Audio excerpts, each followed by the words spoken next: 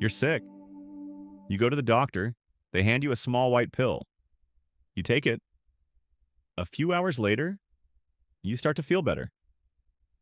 But here's the twist. That pill, it had no active ingredients, no medicine, no chemicals, just sugar. And yet, it worked.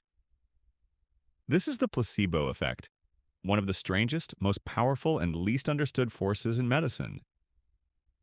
So, what exactly is it? The placebo effect is when a person experiences a real improvement in symptoms after receiving a treatment that has no therapeutic value. It could be a sugar pill, a saline injection, or even a fake surgery. The treatment itself does nothing, but the belief that it might changes everything. And that belief doesn't just happen in the mind, it can trigger actual measurable changes in the body. Pain levels drop, heart rate stabilize, brain activity shifts.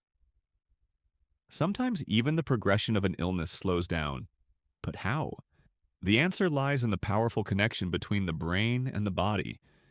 When you believe you're receiving treatment, your brain can respond by releasing natural chemicals like endorphins, dopamine, and serotonin. These are the same substances involved in mood, pain relief, and well-being.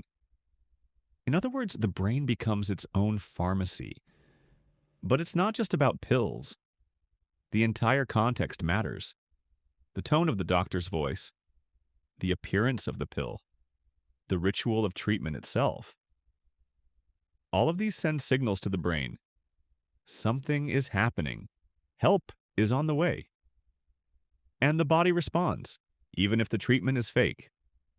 It's a bit like the body saying, well, if we believe it's working, maybe we should start acting like it is. But the placebo effect doesn't just make people feel better. It's a crucial part of how we test new medical treatments. In clinical trials, scientists use placebos as a control group. They compare the effects of a real drug to those of an inactive one. If a new medication can't outperform the placebo, it may not be approved. That's how strong the placebo effect can be. It's the baseline that all new treatments must beat. However, not all placebo responses are equal. They tend to be stronger with subjective symptoms, like pain, fatigue, or depression, where the brain plays a major role in perception. They're less effective for things like infections, tumors, or broken bones, where direct physical intervention is usually needed. And here's something even stranger. Placebos can work even when people know they're placebos. In some studies, patients were told, this is a sugar pill, but it might still help you. And often it did. So is the placebo effect real? Yes, but it's not magic. It's a complex interaction between expectation, perception, and biology. It shows us how belief, trust, and ritual can activate real healing processes in the body. But there's a darker side too. The nocebo effect. That's when negative expectations cause people to feel worse, even when nothing harmful is happening. If you believe a harmless pill will give you a headache, your brain can make that headache very real. The mind's power can both heal and harm.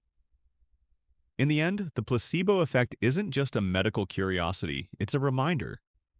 A reminder that the human brain is deeply involved in how we experience illness, pain, and recovery.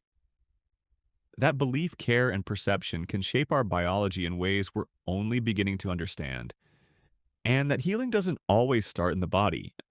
Sometimes it begins in the mind. The sweeping insensitivity of it.